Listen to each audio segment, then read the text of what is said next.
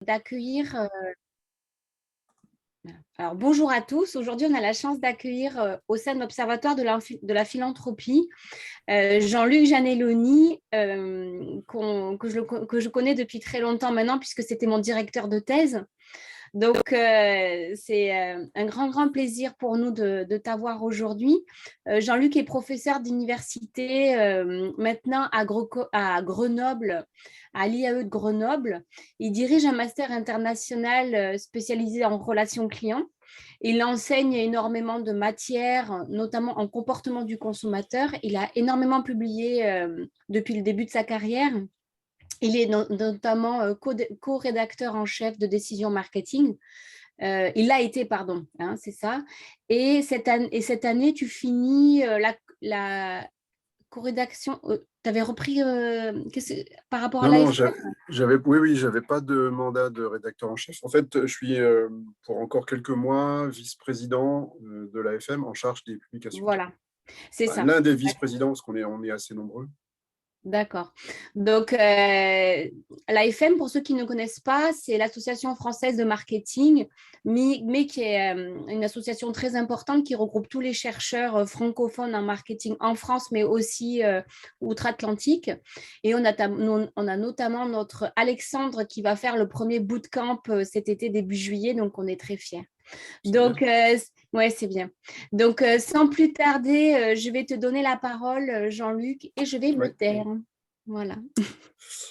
Alors déjà, est-ce que je peux partager mon écran? Oui, a priori. Donc, alors, je ne sais pas dans quel sens il faut que je le fasse, si je mets en mode diapo avant et que je partage après, ou si je fais le contraire. Bon, on va essayer comme ça, puis on verra bien. Salut Christine. Bonjour Shiraz. Bonjour, vous allez bien tous? Oui, on t'attendait avant de commencer. Non, je plaisante. Oui, j'imagine. Oui, décemment, on ne pouvait pas commencer. Non, mais j'imagine, non, je veux dire, j'imagine qu'elle plaisante. J'imagine qu'elle plaisante. En fait. Bon, déjà, est-ce que vous voyez mon diaporama? Très bien. Bon, c'est parfait, oui. Ok, alors, merci beaucoup pour l'invitation. C'est un grand plaisir, effectivement, comme Elisabeth le rappelait. On se connaît depuis, je dirais pas très longtemps, parce qu'il y en a que je connais quand même depuis plus longtemps que toi. Mais oui, ça commence à faire un temps un peu respectable. Et puis, dans le même mouvement, Léo aussi, hein, que je connais depuis un certain temps. Parce que Léo aussi, tu étais son directeur de thèse. Hein. Voilà, exactement. Donc je les ai un peu fait souffrir tous les deux. Je suis vraiment désolé pour ça. Mais bon, les choses se sont très bien terminées, puisque j'ai le plaisir d'être dans une situation où c'est vous qui m'invitez maintenant. Et pour parler de quelque chose qui est potentiellement intéressant. Alors, le travail proprement dit que je vous présente ce soir, dans l'absolu, lui-même ne l'est pas trop, vous allez voir pourquoi, mais je pense que le sujet mérite qu'on s'y attache et qu'on poursuive les travaux dans ce domaine. Enfin, je ne voudrais pas trop divulgacher, je fais attention à la manière dont je parle, parce qu'en France, on a trop l'habitude d'utiliser des anglicismes, donc je fais gaffe. Donc, je ne voudrais pas trop divulgacher ce que je vais raconter. Mais bon, vous verrez qu'il y a plusieurs façons d'aborder ce que je vais raconter ce soir. Alors, l'idée générale est de s'intéresser à ce qui peut pousser des alumni, donc des anciens élèves, des anciens étudiants, à faire des dons à leur université, à l'université dont ils sont diplômés. Donc, là, le schéma de la présentation va être très classique. Hein. Vous présenter un peu le contexte très rapidement, puis après, c'est vraiment le standard, l'arrière-plan théorique, la méthode, les résultats, ce qu'on peut retirer des résultats, et puis évidemment toutes les faiblesses de la recherche. Je vous présente aussi mes excuses pour le fait que le diaporama soit en anglais, mais comme je l'ai expliqué à Elisabeth, et je vais vous en dire deux mots, ce travail vient d'un projet qu'on a mené avec une collègue qui s'appelle Agnès Elmeguizon, qui est comme moi professeure à Grenoble IAE, et qu'on a mené dans le cadre d'un cours, c'est-à-dire qu'on a fait on a fait faire à des étudiants dans le cadre d'un cours de méthode d'étude, et il se trouve que ce cours est dans un master qui est totalement anglophone, parce qu'il a une partie de l'effectif qui est très, très internationale. Et donc, tous les travaux sont menés en anglais. Alors, j'ai beaucoup transformé ce qu'ils ont fait, mais j'ai quand même gardé le noyau, qui donc était en anglais. Voilà, évidemment, tout le reste sera en français. Et si jamais, ce que je suis sûr du contraire, mais si jamais il y a des petits points d'explication que vous souhaitez sur des mots ou des expressions, n'hésitez pas. Hein. Alors, le contexte. Donc, on est dans un pays, la France, qui est globalement relativement généreux, beaucoup moins que certains pays européens et beaucoup moins par habitant qu'en Amérique du Nord, mais globalement relativement généreux. Et alors, je n'ai pas les tout derniers chiffres, parce que je me suis dit que 2020-2021, pour des raisons que tout le monde connaît, ce ne seraient pas forcément des années très significatives. Alors, on a déjà des premières informations qui laissent penser qu'au moins 2020 aura été quand même une bonne année malgré la Covid. Mais bon, on n'a pas vraiment d'informations très fiables là-dessus. Alors, par contre, pour 2019, c'était une très bonne année et on voit que la donation, enfin, les dons, pardon, dans le pays ont tendance à augmenter d'une manière assez sensible, avec une distinction entre particuliers et entreprises qui est à l'avantage des particuliers, mais avec une tendance à l'augmentation un peu plus forte du côté des entreprises. Alors, les grandes tendances qu'on peut en retirer, c'est que, bon, on est en France, hein, donc quand les particuliers font des dons, ils ont un peu plus tendance qu'avant à utiliser les ressorts fiscaux qui leur permettent de déduire une partie de ces dons de leurs impôts. En parallèle, et en partie pour les mêmes raisons, on a la même chose du côté des entreprises. On a aussi constaté une augmentation assez sensible des legs, donc suite à des décès des legs, et puis des donations, notamment d'assurance vie. Et puis, bon, on a tout un tas de choses qui relèvent d'autres facteurs, mais on a quand même un contexte relativement favorable, en tout cas ces dernières années, dans le pays. Et si on regardait le petit camembert ici à gauche, là, pardon, je vais mettre la flèche au bon endroit, donc ici, vous voyez que ce qui fait l'objet du plus fort pourcentage de donations, c'est le domaine de la santé et de la solidarité, parce qu'on a 2-3 opérations très médiatiques en France, comme le Téléthon, par exemple, qui, à elle seule, génère plusieurs dizaines de millions d'euros de dons. Et si vous regardez aussi, donc, ce qui est en gris, l'éducation et la recherche au sens très large, c'est un peu moins de 20% de ces dons. Alors, justement, il y a une sorte de paradoxe entre cette générosité assez sensible dans le pays et les universités ou l'enseignement supérieur de manière générale qui ne récupèrent qu'une fraction infime de ces dons. Et ça se retrouve dans les budgets des universités pour lesquels l'essentiel du financement est encore public, c'est-à-dire provient de l'État, et les dons privés ne représentent en moyenne qu'un très très faible pourcentage du budget. Et si vous regardez les dons que sont capables de générer les fondations des universités. Alors, en France, les fondations dans les universités, c'est un phénomène relativement récent. Elles ont été créées les premières ont été créées en 2008. Et vous voyez que depuis 2008, toutes les fondations des 88 universités françaises n'ont généré que 229 millions d'euros, c'est-à-dire finalement relativement peu de choses. si on compare j'ai pris un seul exemple au Canada, qui est celui d'une campagne qui a été mise en place par l'Université de Toronto assez récemment. Et cette campagne-là, à elle toute seule, c'est plus de 2 milliards, 2,6 milliards de dollars canadiens, donc en euros, vous me direz, mais peu importe, en tout cas, ça fait beaucoup. Ça fait beaucoup plus que ce que les universités françaises, ensemble, sont capables de faire sur une période beaucoup plus longue.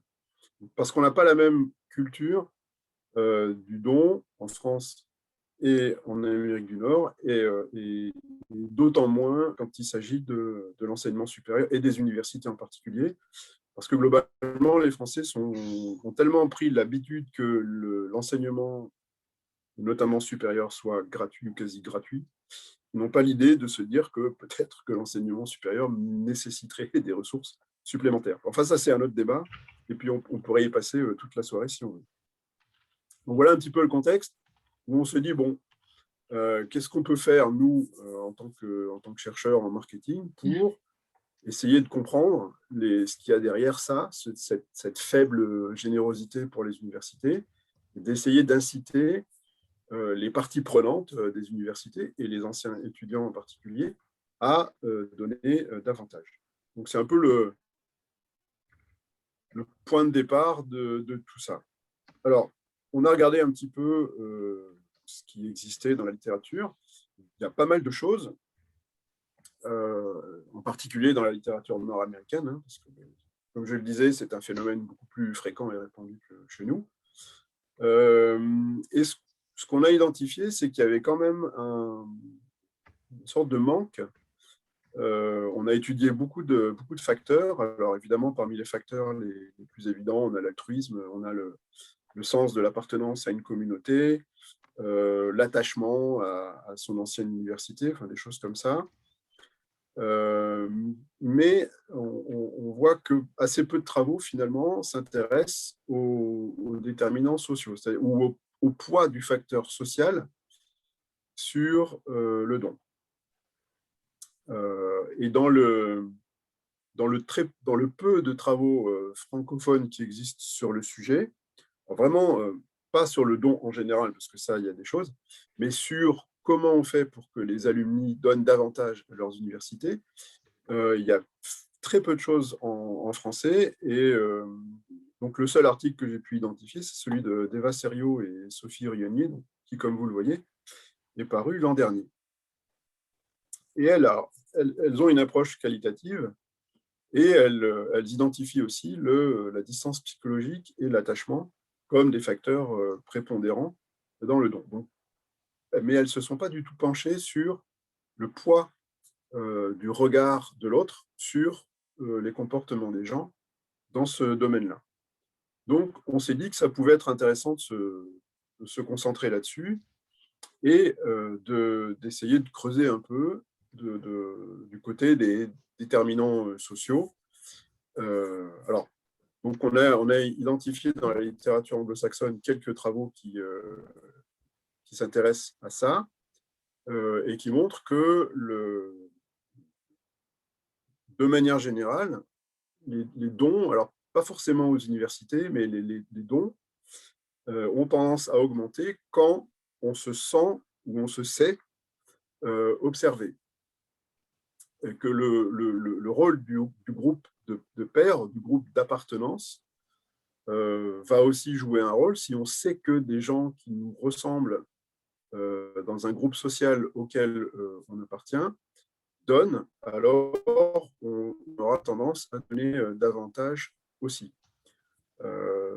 Et donc, quand on résume tout ça, on voit que, parce que ça n'a pas été cité explicitement dans ces articles-là, mais on voit que la norme sociale, a priori, joue un rôle. Et la norme à la fois descriptive, donc les gens autour de moi ont un comportement et je vais avoir tendance à les imiter, et la norme injonctive, les gens qui sont autour de moi et qui ont de l'importance pour moi pensent que je devrais adopter tel ou tel comportement, en l'occurrence donné aux universités ou autres. Donc, on a une base théorique qui est construite un peu ici sur les travaux de Cialdini. Alors, j'ai cité un des articles, mais il y en a plein d'autres sur la norme sociale et la manière dont l'individu peut les internaliser, donc les assimiler, les accepter et puis en faire quelque chose. Et qui se croisent, donc travaux sur la norme sociale qui se croisent avec les travaux sur la détermination sociale ou ce qui fait que les individus adoptent les comportements qu'ils adoptent. Donc ça, ce sont les travaux sur la SDT. Alors la théorie de la détermination sociale, ce n'est pas forcément une bonne traduction, mais tous les travaux de Ryan et Deci autour de ça. Et en particulier, un des 3 facteurs qui est celui de l'appartenance au groupe. Alors, donc on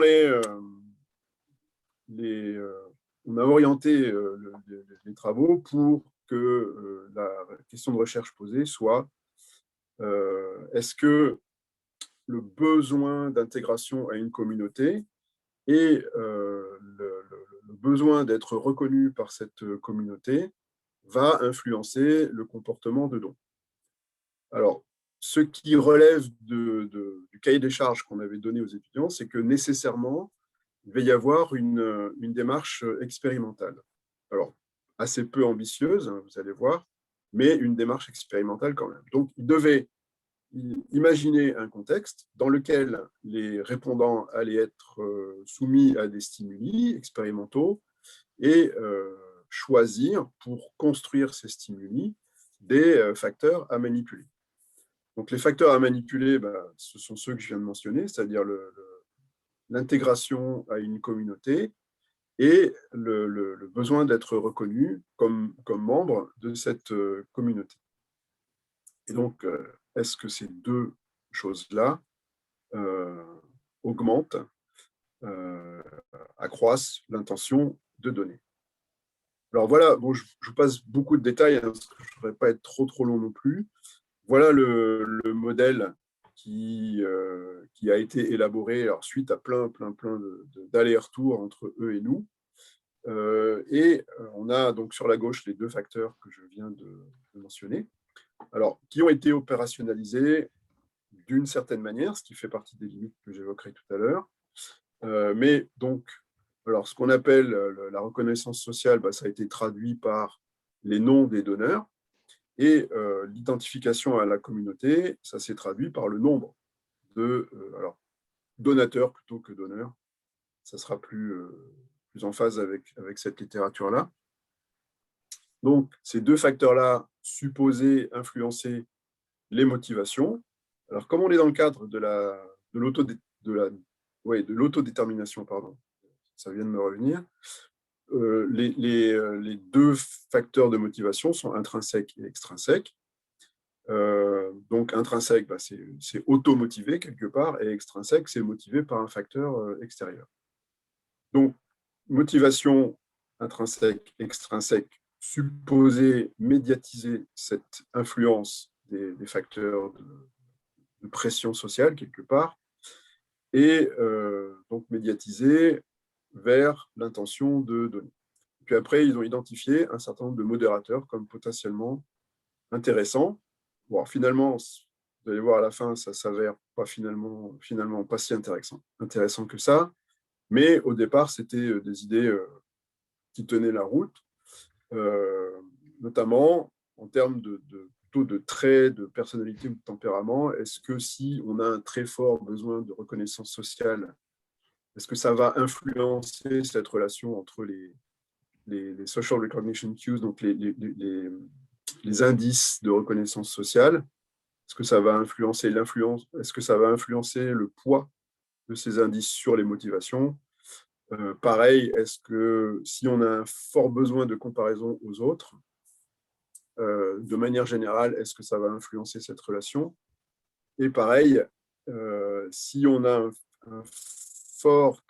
une forte tendance à s'identifier à la communauté à laquelle on appartient, est-ce que ça va influencer la relation? Et pareil, si on a un fort besoin d'appartenance de façon générale, donc vraiment le besoin d'appartenir à un groupe, à une communauté, et d'être reconnu par ce groupe, est-ce que ça va influencer cette relation? Donc ça, c'est le modèle sur lequel on est parti. Jusque-là, tout allait à peu près bien. Et c'est après que ça s'est gâté. Alors, ça s'est gâté pourquoi? Parce qu'on a eu l'idée qui était très bonne au début et qui s'est avérée finalement assez difficile à mettre en œuvre, pour des raisons sur lesquelles je pourrais revenir un petit peu après, c'est qu'on a voulu travailler sur un cas très concret, qui est celui de la Fondation Université Grenoble-Alpes, donc notre université. Au lieu d'adresser un questionnaire à tous les anciens, enfin, comment je vais dire, le plus simple pour nous aurait été d'envoyer sur Facebook, Twitter, LinkedIn, enfin tous les réseaux sociaux possibles et imaginables, le questionnaire en filtrant, en disant est-ce que vous êtes un ancien diplômé d'université ou pas? Si oui, bah, est-ce que vous voulez répondre au questionnaire? Sinon, ben, salut, merci. Non, nous, on a voulu essayer de travailler, entre guillemets, données et des vrais alumni et, bon, sur quelque chose qu'on connaissait. Donc, au départ, c'était une excellente idée.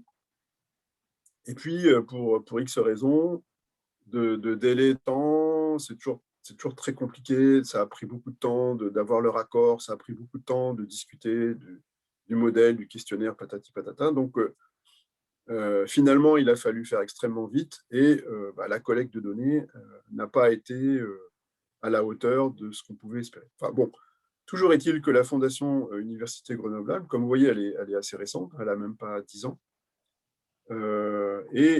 Par contre, elle est relativement performante parce que voici ce qu'elle a recueilli comme don en 2020. C'est relativement petit, je ne sais pas si vous voyez.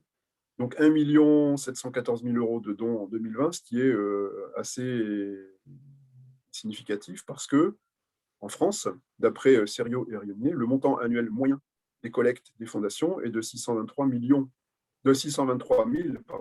euros par université, hein, pas au total, bien entendu. Donc, à Grenoble-Alpes, on est plus de 2 fois au-dessus de la moyenne nationale, ce qui est plutôt pas mal. Mais 1 714 000 € de dons, c'est à comparer au budget annuel de l'université qui est de 630 millions de dons. Donc, vous voyez, c'est une part extrêmement faible du budget de l'université et c'est à peu près la même chose dans toutes les universités françaises, voire pire. Donc, ce qu'on a demandé à la Fondation, c'est de nous donner accès, en gros, aux fichiers des anciens, donc des alumni. Alors, comme c'est relativement récent, déjà, il n'y a pas un énorme fichier. Alors, on a triché un peu, ce qui est une autre limite. Finalement, on a utilisé les données de la Fondation Grenoble INP. Alors, Grenoble INP, c'est un groupement d'écoles d'ingénieurs qui fait partie de l'université, mais qui est en même temps une université en elle-même. Et en tant qu'école d'ingénieurs, ils ont un suivi de leurs anciens élèves qui est beaucoup plus performant que celui de l'université. Et donc, c'est vrai qu'on avait un historique là auprès des anciens de ces écoles d'ingénieurs qui était plus intéressant. Mais du coup, ça limite, puisqu'on n'a pas ciblé tous les anciens de l'université Grenoble-Alpes, mais uniquement des écoles d'ingénieurs. Bon, ça fait quand même quelques milliers d'individus, mais ce n'est pas non plus énorme. Et compte tenu des délais disponibles, on a eu un taux de réponse qui était finalement extrêmement faible, mais je reviendrai dessus après. Alors, voici un exemple du stimulus qui leur a été présenté. Donc, c'est sur le site de Grenoble INP, en l'occurrence. Hein. Alors, INP, c'est pour Institut National Polytechnique. Donc, sur le site de Grenoble INP, il y a cette page « Comment on fait si on veut donner ». Donc, il y a tout un tas d'explications qui sont données sur les conditions fiscales, comment on fait, etc., etc. Et on a, en collaboration avec eux, ce qui est aussi une raison pour laquelle ça a pris un peu de temps, ça c'est la page neutre, donc c'est la condition de contrôle. Et après, à cette page, on a ajouté des éléments d'information qui traduisaient dans les faits, de manière empirique, les facteurs qu'on souhaitait manipuler. Donc ici, c'est le nombre de donneurs pour l'année, comme vous voyez. Donc ça, c'est la condition d'identification à la communauté. Ça, c'est la reconnaissance sociale, c'est-à-dire ce sont les noms et les montants donnés. Alors, c'est fictif, hein, bien entendu. On va pas, pour des raisons de discrétion, d'éthique, etc., le fameux RGPD, etc., on ne peut pas se permettre de faire des choses comme ça, bien entendu. Donc ça, c'est le deuxième facteur. Et ça, ce sont les deux conditions ensemble. Donc, on a un plan expérimental à 4 conditions. Une neutre, 2 avec un facteur chacune, et puis une avec les 2 facteurs ensemble. Donc, voilà un petit peu comment ça se présentait. Pour la collecte de données, les variables que je vous ai présentées dans le modèle ont été opérationnalisées, c'est-à-dire qu'on a identifié des échelles de mesure, etc. On a mis tout ça dans un questionnaire. Ce questionnaire a été implémenté sur un logiciel qui s'appelle Sphinx, Sphinx Online pour être précis. Et aux anciens diplômés de l'INP, on a envoyé un email dans lequel était intégré un lien Internet, un lien hypertexte, pardon, vers le questionnaire. Donc, la collecte de données a eu lieu en toute fin d'année, début d'année 2020, donc avant le premier confinement. On a eu de la chance déjà à ce niveau-là. Et bon, comme vous voyez, malheureusement, on n'a eu que 50 questionnaires exploitables. Donc, ce qui est très très peu et une grosse partie des difficultés qu'on a rencontrées avec cette étude. Alors, je ne vais pas passer trop de temps sur les mesures, mais évidemment, on pourra y revenir après. Et puis, si vous, évidemment, je mets le diaporama à votre disposition via Elisabeth et Léo, s'ils sont d'accord, bien entendu. Mais pour chaque concept dans le questionnaire, il y avait évidemment une échelle de mesure identifiée dans la littérature et choisie pour ses qualités a priori, ses qualités psychométriques, donc de fiabilité et de validité. Alors, les résultats. Donc, sur la composition de l'échantillon, alors rappelez-vous, hein, parce que je ne l'ai pas mis systématiquement, mais la taille d'échantillon, c'est 50. Alors, on a un échantillon un peu plus masculin. Bon, là, rien d'étonnant, hein, ce sont des écoles d'ingénieurs. Donc, les écoles d'ingénieurs en France ont encore aujourd'hui un public plutôt masculin. C'est en train de changer petit à petit, mais bon, on part de très, très loin. Après, ça, ce sont les écoles dont sont issus les donateurs. Donc, vous voyez qu'il y en a 2 qui se détachent nettement du lot. Mais je ne vous en parlerai pas plus parce que je ne sais pas exactement à quoi elles correspondent. Ce sont des domaines différents. Bon, génie industriel, ça c'est explicite. Puis après, il y en a une sur le papier, je crois que c'est Pagora. Il y en a une sur l'électricité, ça doit être NC-Cube. Et Fellman, je ne sais plus ce que c'est exactement. Et NC-Max, c'est mathématiques appliquées informatique. Bon, voilà, grosso modo. Donc, on voit que ces 2-là ont généré le plus de répondants et les autres moins. Après, les répondants sont relativement jeunes, ça veut dire que ce sont des diplômés récents, même si on a une étendue dans les âges des répondants qui est assez forte, donc une assez forte dispersion sur cette variable. Mais quand on regarde un petit peu les années de diplomation, c'est relativement équilibré entre des diplômés assez anciens, 1969, et les diplômés récents. Et bon, ça ne surprendra personne, mais essentiellement, les professions sont au minimum intermédiaires et le plus souvent cadres. Ingénieurs ou cadres dans le management, parce que très souvent en France, les ingénieurs finissent, je ne sais pas si c'est le bon mot, mais enfin, deviennent managers à un moment dans leur carrière.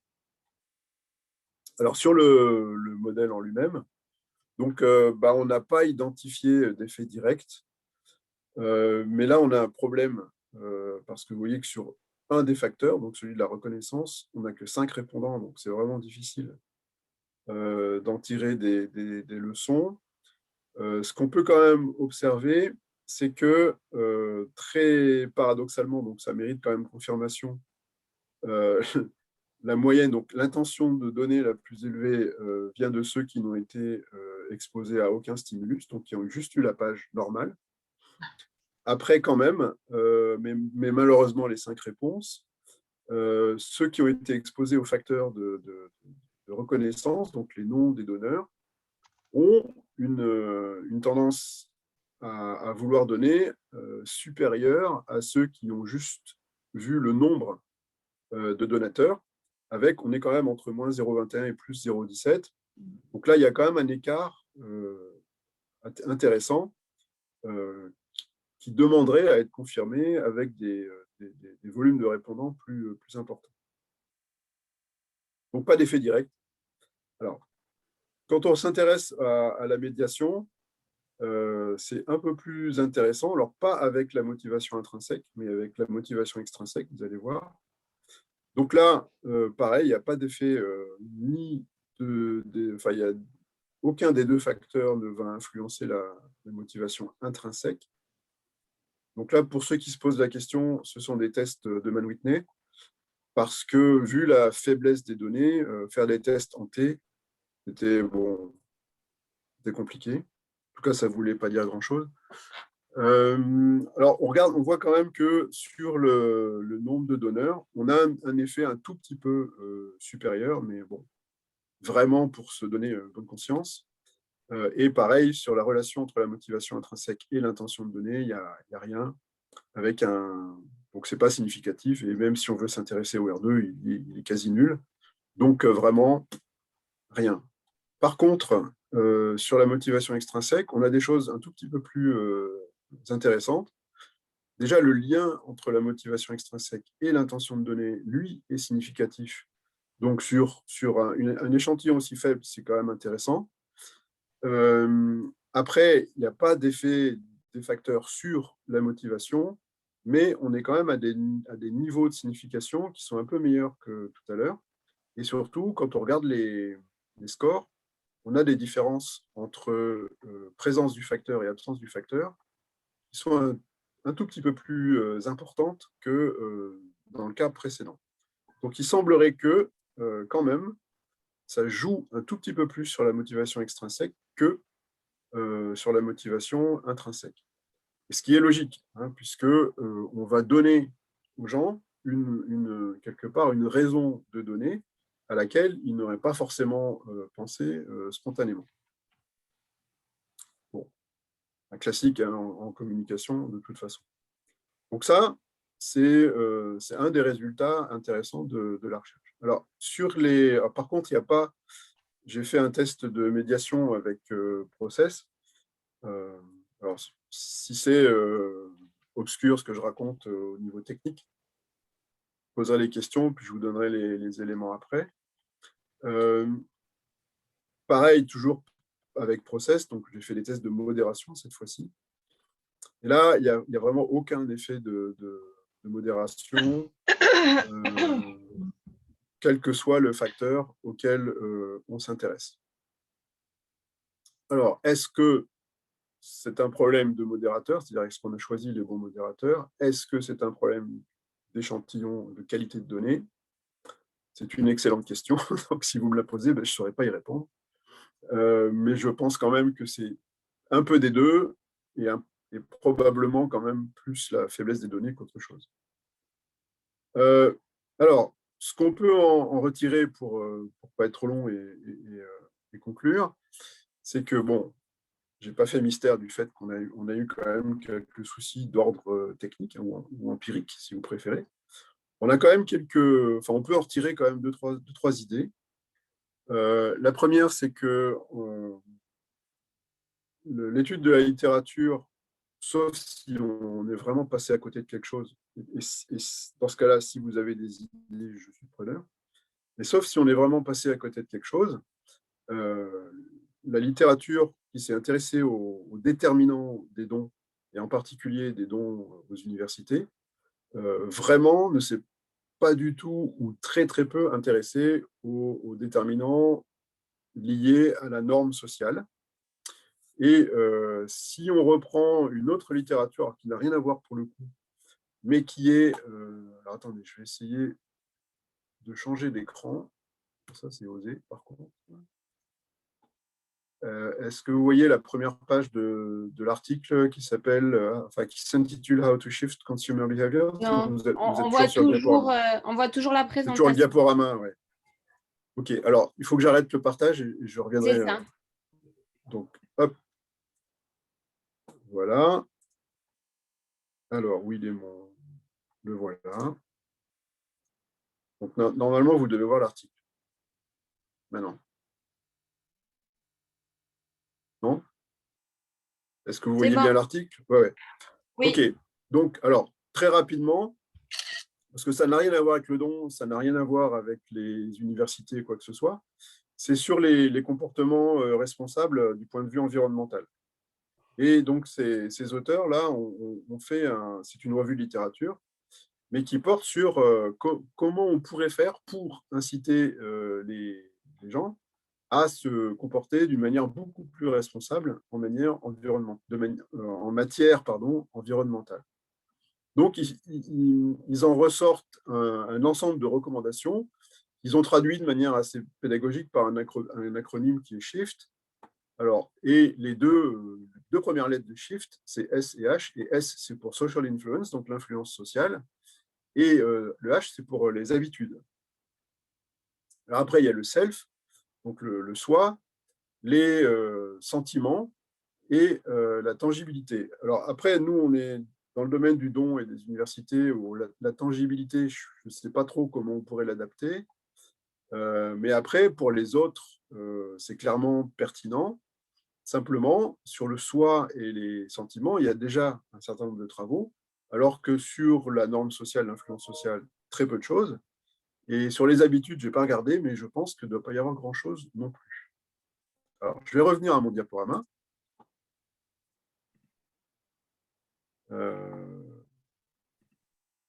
Donc ça, c'est quand même une petite limite de zoom, hein, de devoir manipuler ou augmenter ou multiplier les manipulations. Voilà.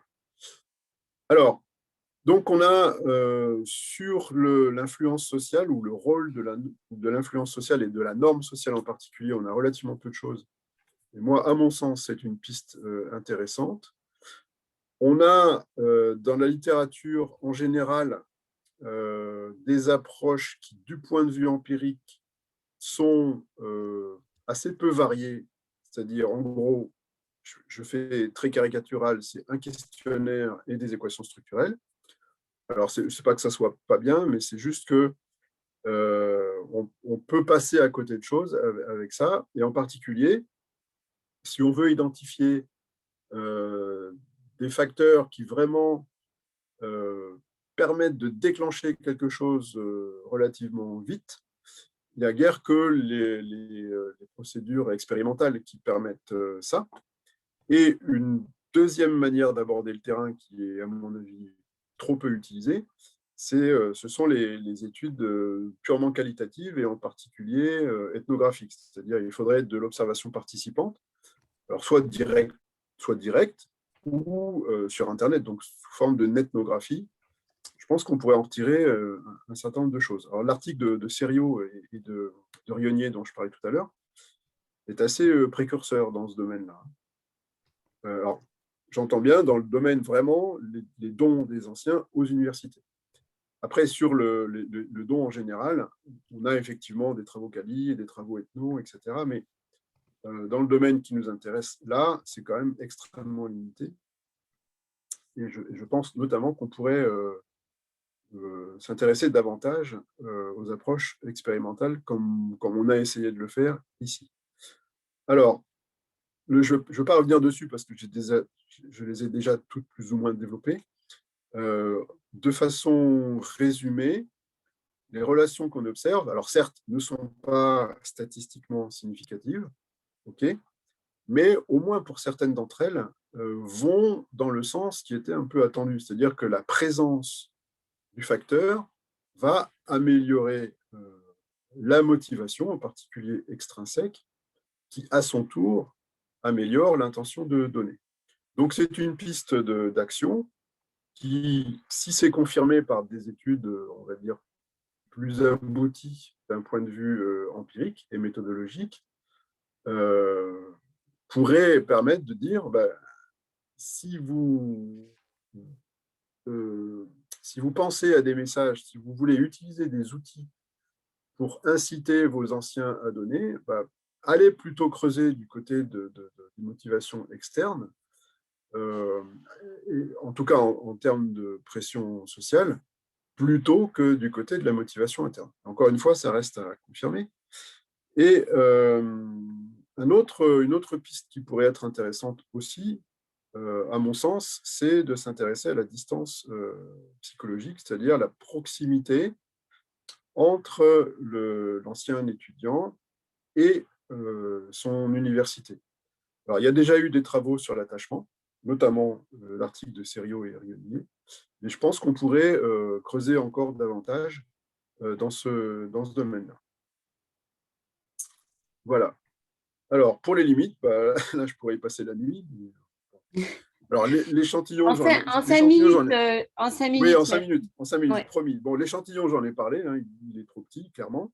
Et surtout, les cellules expérimentales ne sont pas équilibrées. Il y en a une dont la taille est vraiment beaucoup plus faible que les autres. Après, deuxième limite, nous sommes en France, n'est-ce pas?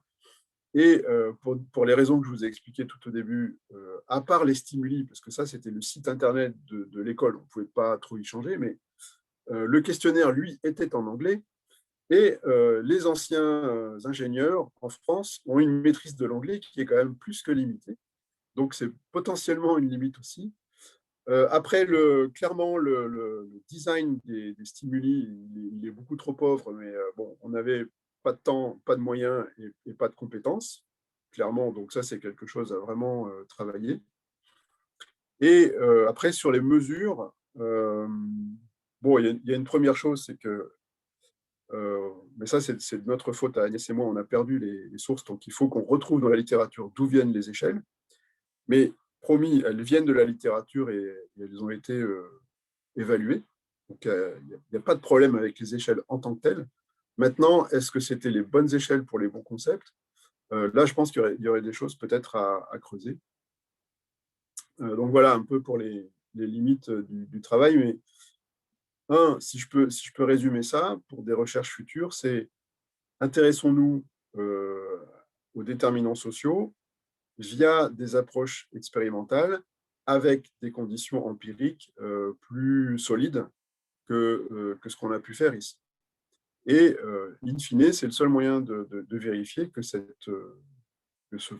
poids du regard social peut avoir une influence sur les dons, sachant de toute façon, au final, que, à mon avis, vu la culture ici dans laquelle on baigne, si augmentation des dons privés aux universités il y a, ça sera forcément relativement marginal parce qu'on n'a pas du tout, encore une fois, cette culture-là. Probablement, du côté des entreprises, ce sera peut-être plus simple, mais du côté des particuliers, ça sera vraiment compliqué pour des raisons purement culturelles. Bon, alors, voici les références. Si vous avez si vous pouvez avoir le diaporama à disposition, il n'y a pas de problème. Merci beaucoup, Jean-Luc, c'est pour cette belle présentation. Léo, peut-être tu peux arrêter l'enregistrement pour le temps des questions. Bon,